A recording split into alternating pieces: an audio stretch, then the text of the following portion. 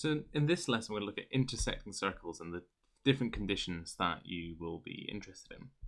So there's four main conditions. So the first one we're going to look at is when the circles won't intersect. So a question could be, will circles A and B intersect, right?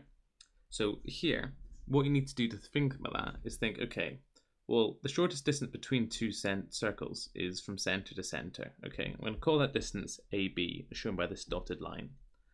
So if you take the radius of circle A and the radius of circle B and add them together, right? And whatever distance that will be, if that's less than the distance between the two centers, then it won't. They won't interact. So pick numbers out.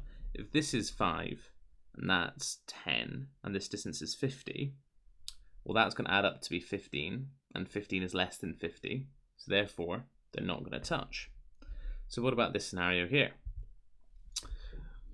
When the circles touch are just touching. So that's when the radius of the circles A and B add up, and they're exactly the same as the total distance between the centers.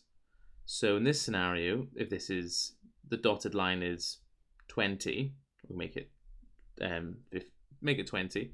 This one's 5 and this one's 15. They're going to add up and they're both going to be equal to each other. So there the circles are said to be touching. What about in this scenario?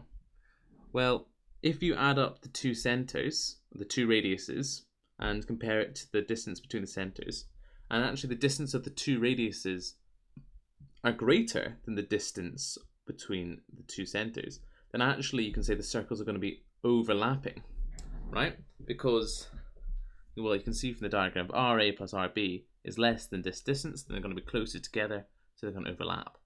And now in the last scenario we're going to look at, it says when they are touching, just like in the scenario 1, but they're actually touching internally. One circle's inside the other circle, whereas before we had one circle touching externally. So how do you know if they're touching externally?